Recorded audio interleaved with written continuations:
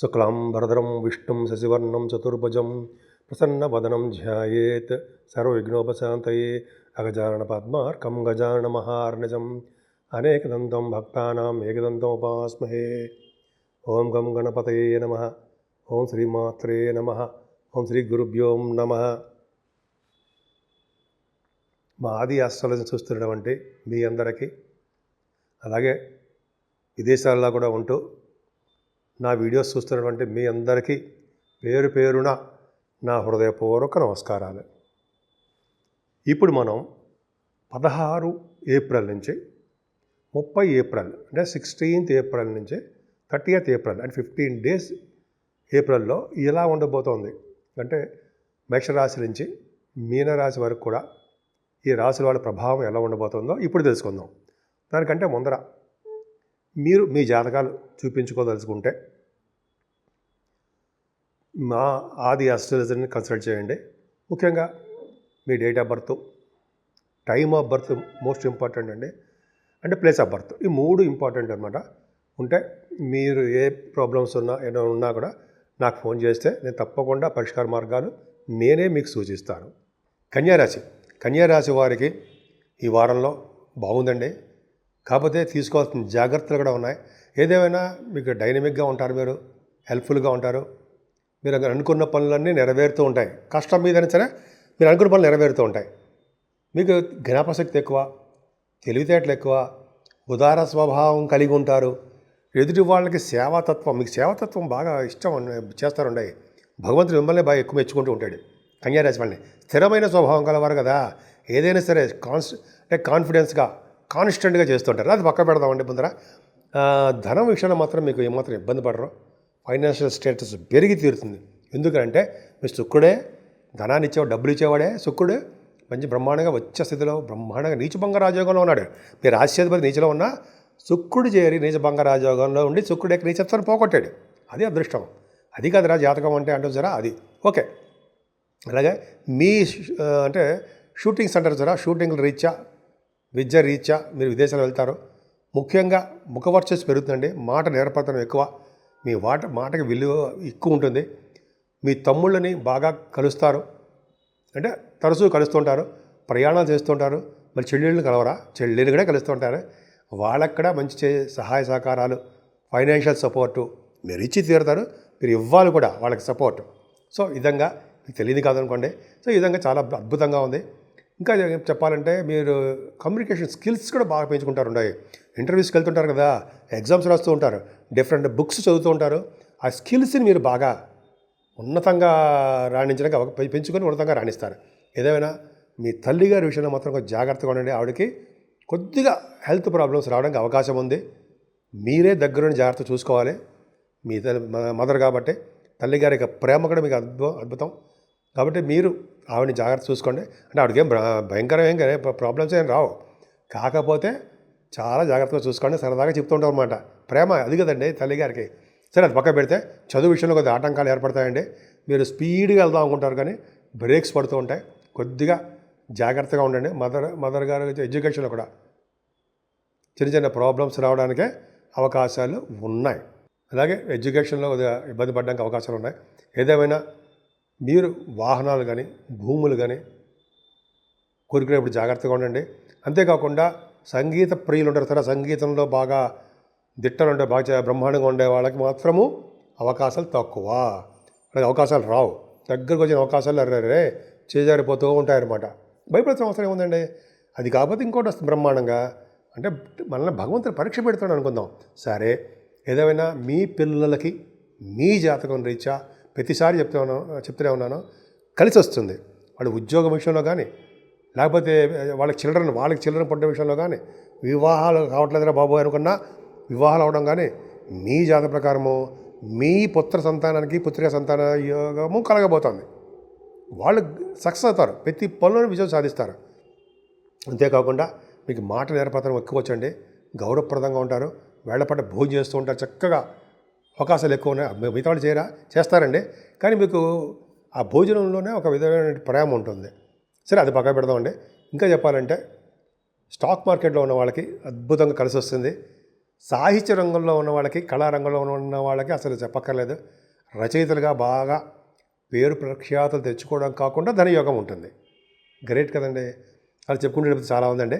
ఏదేమైనా సప్తమ స్థానాన్ని బుధ శుక్ర శని రాహులు ఉండడం తప్పు. ఏంటి తప్పు?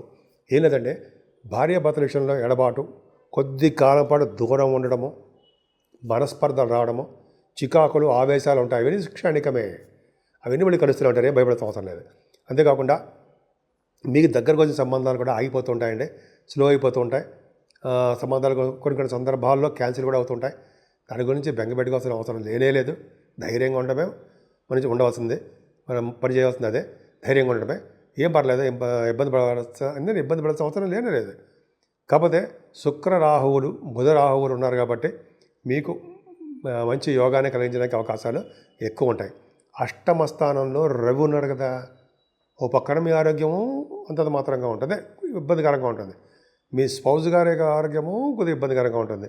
ఏదేమైనా మీ ఆరోగ్య విషయంలో జాగ్రత్త చూసుకోండి. రవి అష్టమంలో ఉండడం వలన ఆరోగ్య సమస్యలు వస్తూ ఉంటాయి.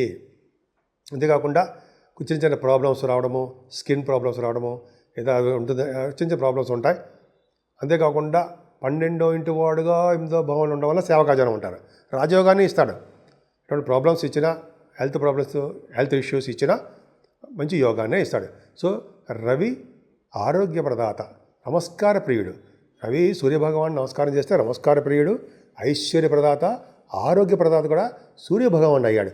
ఈ నెల మొత్తం కూడా, ఈ 15 రోజులు కూడా సూర్యభగవాన్ ఆరాధన మీరు చేసుకోవాలి. అంతేకాకుండా అష్టమ స్థానాధిపతి అయిన కుజుడు కూడా నీచ స్థితిలో ఉండడం వలన మీ ఆరోగ్యం భద్రత, యాక్సిడెంట్స్ అవ్వడానికి అవకాశం ఉంది. అంటే భయపడాల్సిన అవసరం లేదండి. కుజుడు కూడా మీకు నీచ స్థితిలో ఉండడం వలన ఇబ్బందికరంగా ఉంటుందండి. అందుకనే సూర్యభగవానుడిని, కుజుడు సుబ్రహ్మణ్యేశ్వర స్వామిని ఆరాధించడం మర్చిపోకూడదు. సరే, భాగ్యస్థానంలో మీకు గురుడు ఉన్నాడండి. ఆయన చాలా బాగా కాపాడుతాడు. 5వ ఇంట్లోనూ, 5th house, 9th house and 10th, 11th హౌస్లో కూడా గురుడు యోగాన్ని ఇస్తూ ఉంటాడు. మీకు భాగ్యంలో ఉన్నాడు కాబట్టి ఫైనాన్షియల్ స్టేటస్ని పెంచుతూ ఉంటాడు.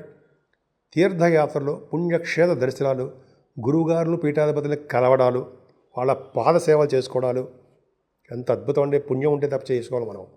కాశీ వంటి క్షేత్ర దర్శనాలు, కాలభైరవ దర్శనాలు, అమ్మవారేక దర్శనాలు, గంగా స్నానాలు, ఇవన్నీ మీకు గురు భాగ్యాలు వచ్చారు కదండి. అలాగే డాక్టర్స్ వృత్తిలో ఉన్న వాళ్ళకి, లాయర్స్కి, వేద పండితులకి, సైంటిస్టులకి, మ్యాథమెటిషియన్స్ అంటారు సార్ వాళ్ళకి, జ్యోతిష్య పండితులకి, ఆస్ట్రాలజర్స్ వాళ్ళక్కడ వాక్శుద్ధి ఉంటుంది కాబట్టి చక్కగా అవకాశాలు బాగున్నాయి. గురుడు భాగ్యస్థానం ఉండడం వల్ల చక్కటి విద్య కోసం విదేశాలు వెళ్ళడానికి అవకాశం ఉంటుందండి. ఉన్నతమైన విద్య. అంతేకాకుండా మీరు చేస్తున్నటువంటి బిజినెస్లు కూడా బాగా రాణిస్తాయి. ముఖ్యంగా ఫైనాన్స్, బ్యాంకింగ్ వాటిలో బాగా రాణించడము. అలాగే ఎడ్యుకేషన్ ఇన్స్టిట్యూషన్స్ అంటాం, అందులో పనిచేసే వాళ్ళు చాలా బాగుంటారు. బాగా లెక్చరర్స్, ప్రొఫెసర్స్ అంటాం కదా, వాళ్ళకి అద్భుతంగా అవకాశాలు బాగున్నాయి. ఈ ఏప్రిల్ మొత్తం కూడా చాలా బాగుందండి. 10th హౌస్ లార్డ్ కూడా బుధుడు మీకు సప్తమ స్థానంలో ఉన్నాడు. 10th హౌస్ లార్డ్ సప్తమంలో ఉన్నాడంటే విదేశీ పర్యటన. అలాగే బుధుడు నీచ స్థితిలో ఉన్నాడు, 10th హౌస్ లార్డ్ నీచలో ఉన్నాడు కదా, అవునా? కానీ శుక్రుడు కలిసి ఉన్నాడు, నీచభంగ రాజయోగం ఏర్పడిపోయింది. మంచి మంచి ఉద్యోగాలు వస్తాయండి. ఆడవాళ్ళకి చెప్తాను, ఈ సాఫ్ట్వేర్ రంగంలో ఉన్న వాళ్ళకి, బ్యాంకింగ్ రంగంలో ఉన్న వాళ్ళకి, గవర్నమెంట్ ప్రొఫెషన్లో ఉన్న వాళ్ళకి మంచి అవకాశాలు వస్తాయి. రాజకీయ నాయకులకి పదవులు రావడానికి అవకాశాలు ఉన్నాయి. అంతేకాకుండా వాళ్ళకి ప్రజాసేవ చేసుకుని ఉంటారు, ప్రజాదరణ ఎక్కువగా ఉంటుంది రాజకీయ నాయకులకి. అంత అద్భుతంగా ఉందండి. 10th హౌస్ ప్రొఫెషన్ చాలా బాగుంది.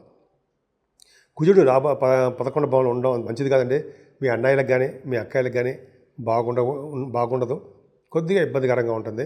అంతేకాకుండా కుజ ప్రభావం వల్ల భూముల వల్ల తేడాలు రావడము, తగాదాలు రావడము, అలాగే భూమి సేకరణలో, భూములకు సంబంధించిన వ్యవహారాల్లో ఇబ్బంది కలుగుతూ ఉంటుంది. కుజుడు ఉన్నాడు కదండి, భూకారకుడు కదా, దానివల్ల చాలా సమస్యలు ఎదురవడానికి అవకాశాలు మీ కన్యా రాశి వాళ్ళకి ఉన్నాయి. ఏదేమైనా ఈ నెలలో 30వ తారీఖుని మనకి సింహాచల లక్ష్మీ నరసింహస్వామి వారి యొక్క ఉత్సవాలు జరగబోతున్నాయి, చందనం ఉత్సవాలు. సో ఆయన్ని పూజించవలసిన అవసరం మీకు ఎంతైనా ఉందండి. లక్ష్మీ నరసింహస్వామిని పూజించడం వలన ధైర్యం అధికంగా ఉండడమే కాకుండా ఈ గ్రహాల వలన వచ్చే దోషాలు కూడా పరిహారమై చక్కటి మార్గంలో మీరు ఉండడానికే అవకాశాలు ఎక్కువ ఉన్నాయి. ఇప్పుడు మనం రెమెడీస్ గురించి తెలుసుకుందామండి. రెమెడీస్ అంటే మనం ఏ పరిహారాలు చేసుకుంటే బాగుంటుంది.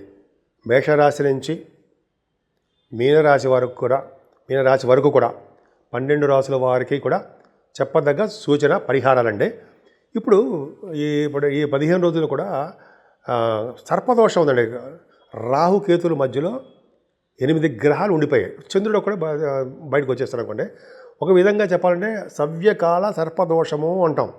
రాహుకేతుల మధ్యలో గ్రహాలు ఉండిపోతే, సపోజ్ రాహుకేతుల మధ్యలో శనీశ్వరుడు, రాహు దగ్గరే శనీశ్వరుడు, బుధ శుక్రులు ఉండడము, రవి, గురు, కుజ, కేతువులు, ఈ రాహుకేతుల మధ్యలోనే ఇన్ని గ్రహాలు ఉండిపోవడం వల్ల సర్పదోషం కూడా ఏర్పడుతుంది. సవ్యకాల సర్పదోషం అంటాం.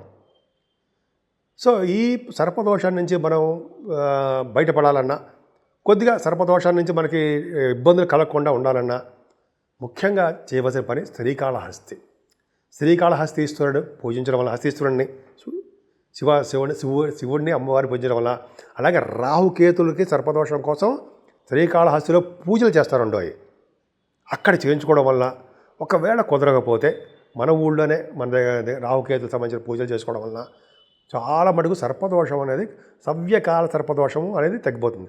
అంటే ఏంటి, గ్రహాలు ఇచ్చే ఫలితాలు ఇవ్వకుండా వాళ్ళు అడ్డుపడుతూ ఉంటారు. మంచి ఫలితాలు ఇవ్వకుండా మనకి కొద్దిగా ఆటంకాలు ఏర్పడడానికి అవకాశం ఉంటుంది. 12 రాశులకి ఒక్క చంద్రుడు అక్కడే బయటకు వస్తాడు అనుకోండి, అయినప్పటికీ కూడా సర్పదోషమే. సో ఇలా మనం దోషం నుంచి బయటపడాలంటే ఇది చెప్పినట్టు శ్రీకాళహస్తీశ్వరుణ్ణి అంటే శివుడిని అమ్మవారిని పూజిద్దాం. ఎందుకంటే పార్వతి అమ్మవారిని పూజిస్తే గ్రహాల యొక్క ప్రభావం ఉండదు కదండి. పాము రూపంలో ఆవిడ నడుము గొడ్డాణం రూపంలో ఉంటుంది కదా, సర్పు రాహుకేతువులు. సరే, అది పక్క పెడితే ముఖ్యంగా ఈ పూజలు చేయించుకోవడం వల్ల, అలాగే అమ్మవారికి మన ఊళ్ళోనే కుంకుమ పూజ కానీ లేదా చండీ హోమాలు కానీ చేయించుకోవడం వల్ల, వెంకటేశ్వర స్వామి ఆరాధన చేసుకోవడం వల్ల, శివాభిషేకాలు చేసుకోవడం వల్ల, అన్నిటికంటే ముఖ్యమైనది ఈ నెలలో 28వ తారీఖునే వైశాఖ మాసం వచ్చేస్తుంది.